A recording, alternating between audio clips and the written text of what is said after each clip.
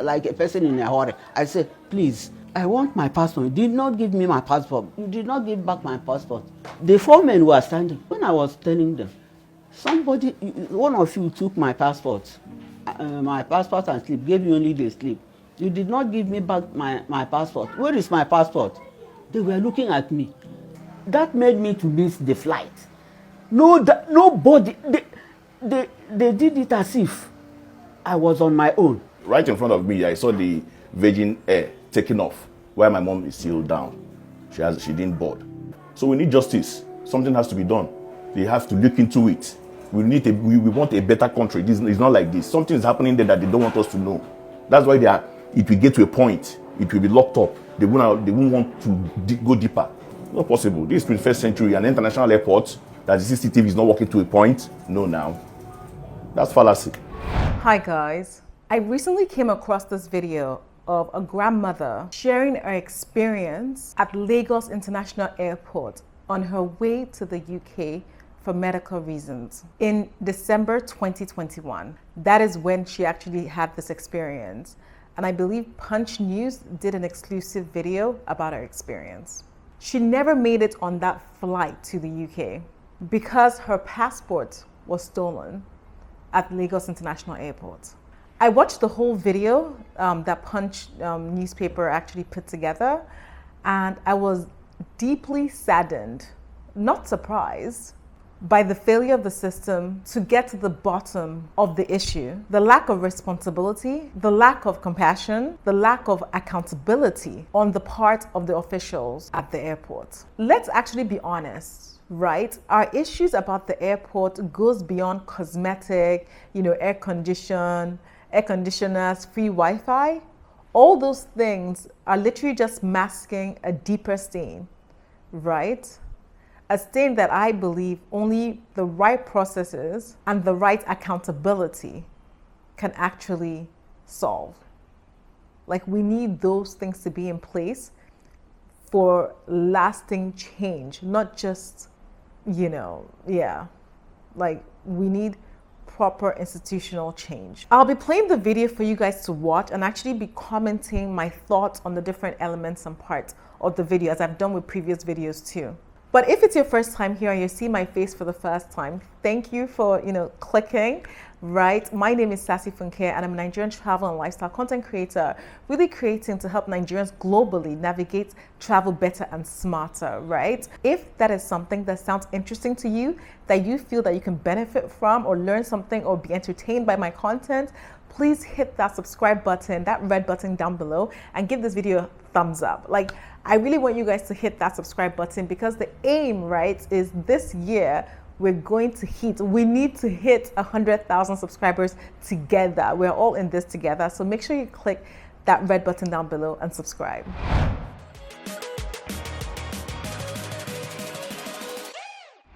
So now I'm going to play the video. I'm going to put it up there so you can watch it along with me. And actually, before I play the video, I really want to hear your thoughts. Like, try and watch the video up to the end if you can, and just get, what are your thoughts with regard to her experience? Is this something that you've experienced before? Is this something someone close to you has experienced before? Do you think it's a case of just, maybe another passenger, it was just lost by mistake? Or do you think it was intentional? Like, what are your thoughts on this matter, right? Leave a comment below. So let's play this video. Like a person in a hurry. I said, please, I want my passport. You did not give me my passport. You did not give back my passport. The four men were standing. When I was telling them, one of you took my passport and slip, gave you only the slip. You did not give me back my passport. Where is my passport? They were looking at me. That made me to miss the flight. Nobody, they did it as if I was on my own. Right in front of me, I saw the Virgin Air taking off while my mom is still down. She didn't board.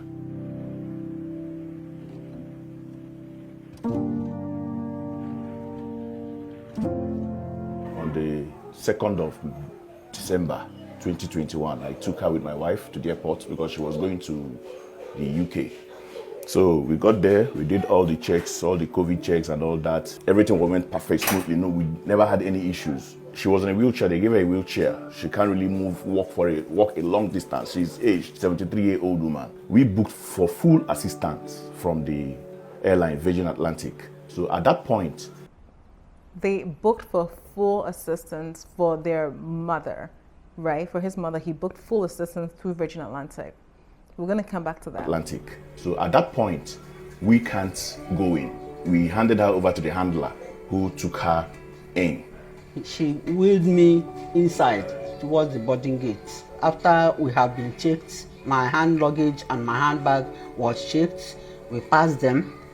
Getting to the boarding gate proper, they stopped me. When we entered, one lady was staying by the right. She stopped me and took my passport and the boarding slip and checked and gave it back to me. I put it inside my handbag and we immediately move forward about 2 or 3 steps. There was a table, a metal table by the right, and 4 men were standing at the back. The first person waved at me, they stopped. The person stopped. She asked for my passport and slip. I gave it to him. After giving it to him, he just took my body slip and gave it back to me. The person wheeled her off. So another person, another chick at the left, a girl, stopped us. So she murmured something to me which I did not hear. She went to my back and came back. I asked her, what were you saying? She said, "Mommy, don't worry. It's okay." Okay.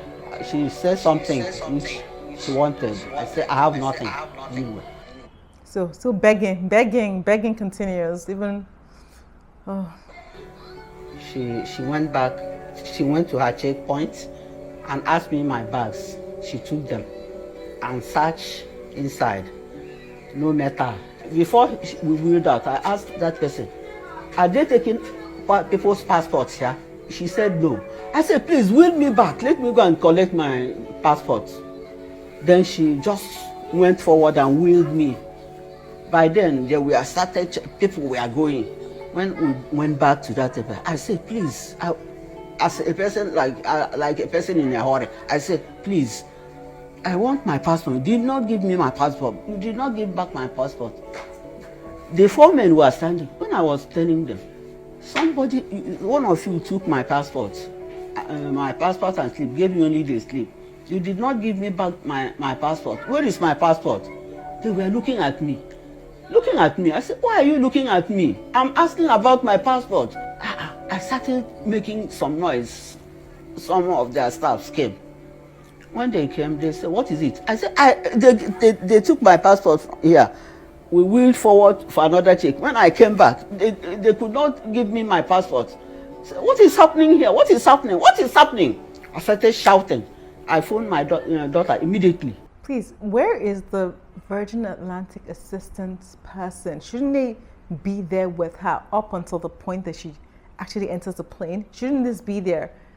Okay, let's keep going. I don't know like what their role is meant to be when somebody books assistance for elderly people, but it should be literally to be the one literally fighting their corner at this point in time to see where the hell this passport is. I didn't look at their faces because they were wearing face mask. I didn't even feel that anything could happen like that. The officers could not even ask those people. The workers could not even ask those people, what is happening? Am I going on my own? Are you not the people that's allowing us to go? And you are checking us? Then those people that check should look for my passport now. Immediately they say, "Mommy, don't let us check into your bag." I said, "This is my bag." They took my bag, went through it, and saw one passport. They took that passport.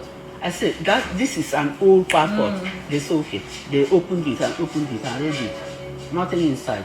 They checked the date, expired passport. It had been in my bag. A white man came I said, what is happening? I explained everything. He said, I want to see. I said, you are not searching this bag again because I'm fed up of repacking. He said, please, for the benefit of that, let me check. I just released it to him. He emptied my handbag on top of the, he started going through one by one, and saw the old one. Said, what? He looked at it. He said, no, this is my old, expired passport. He went to my this and removed my hand luggage and removed everything. I just sat back, was almost crying. I said, Mommy, don't cry, don't cry. So one of the officers came and told me, Ma, that I should calm down. Calm down for what? For my passport. You know the person that was there. Ask him. Will I tell what I did not know? Did you see any passport? That made me to miss the flight. Wow. No, nobody. They did it as if I was on my own.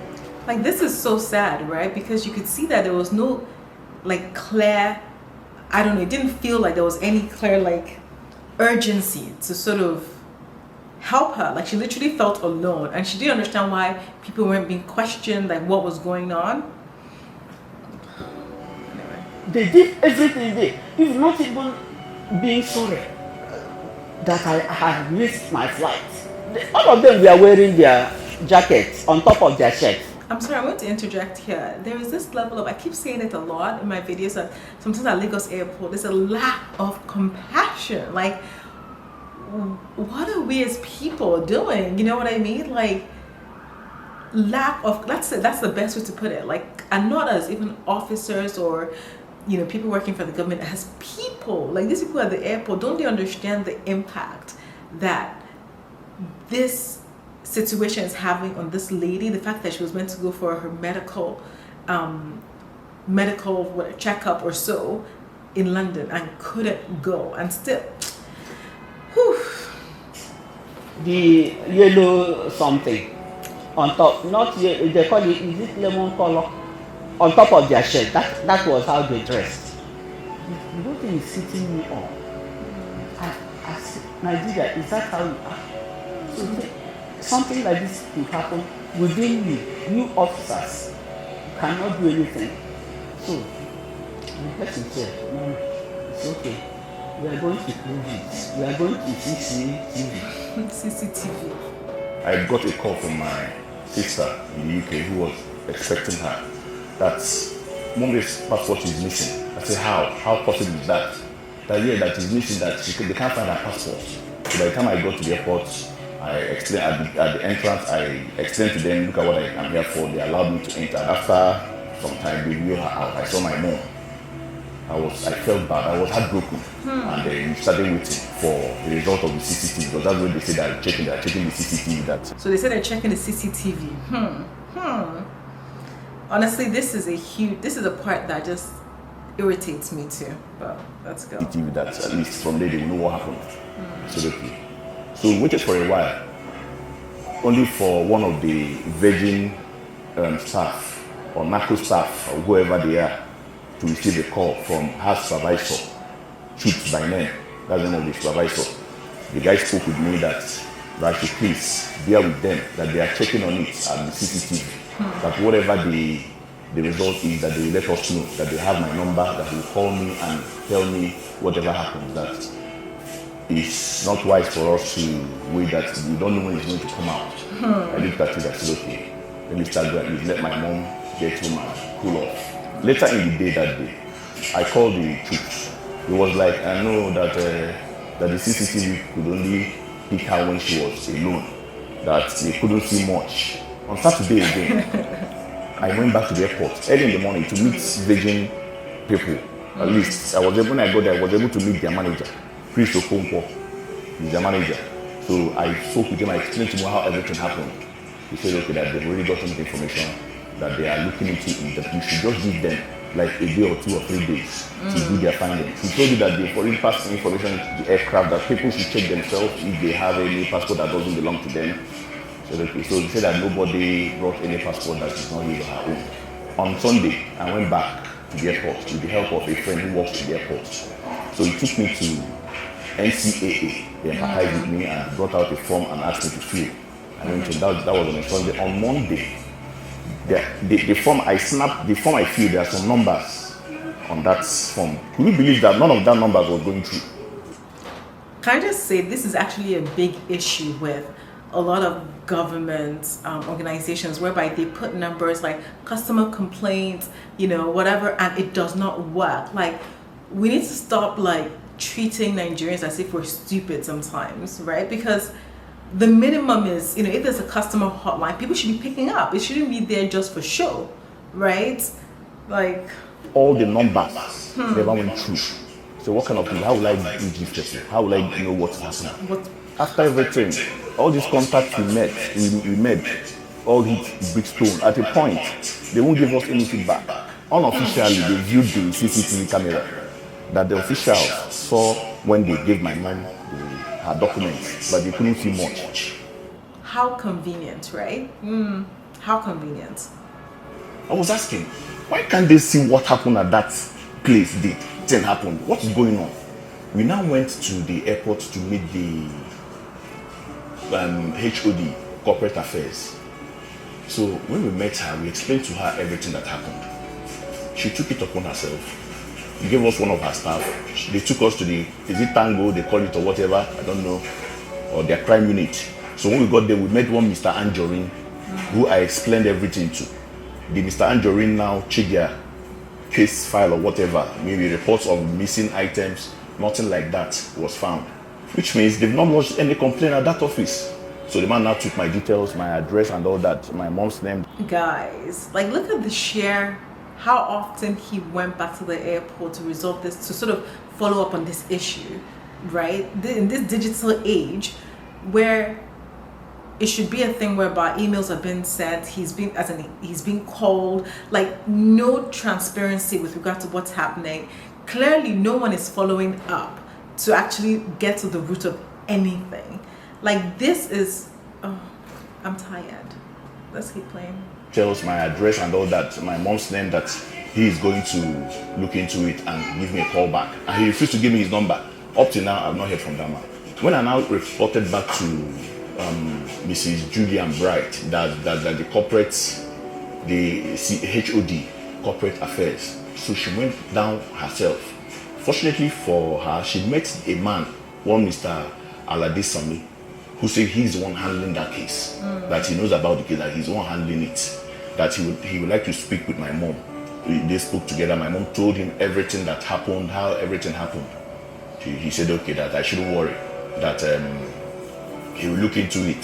The following day, I called him. I said, I didn't hear from you.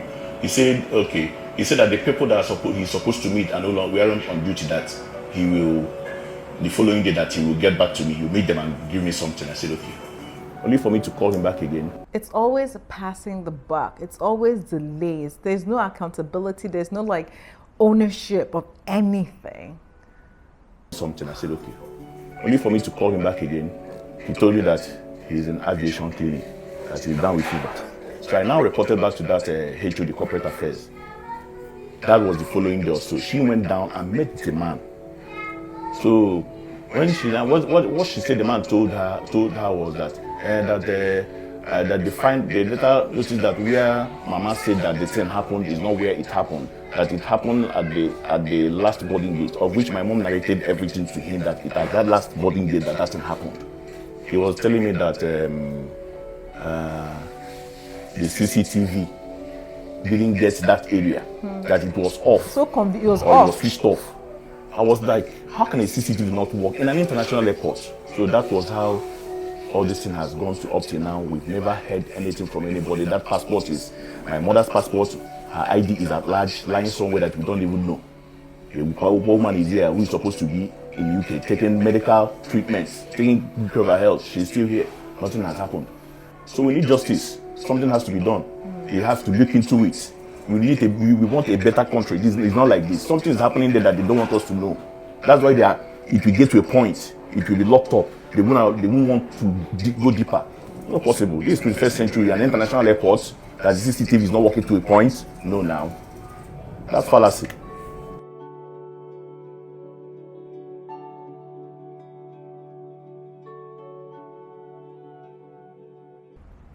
Wow. Wow, wow, wow.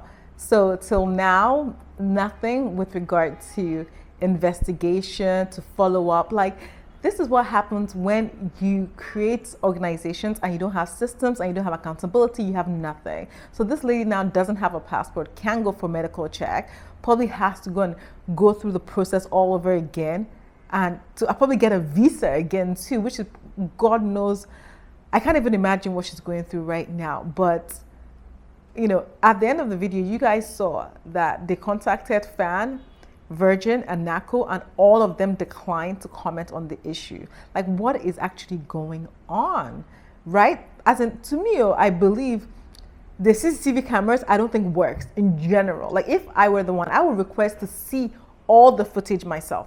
They have to release that thing to me. And this is the problem with Nigeria sometimes. I feel like it's only when sometimes people become moving mad, like acting crazy, screaming, wanting to bulldoze things down, that people move into motion. Like, that is not how a country should be run. We should not wait until somebody wants to burn something down before we actually act to do the right thing, right? I'm actually super, super saddened by it, because why, like, I don't even understand, like, oh, it's sad. It's sad. It's actually sad. It's sad that this is the reality that we're facing. It's sad that we've spoken so much on this Lagos airport issues for so long, this begging issue, and FAN has come out to say they're doing this and that, and still, like, nothing is really changing, right?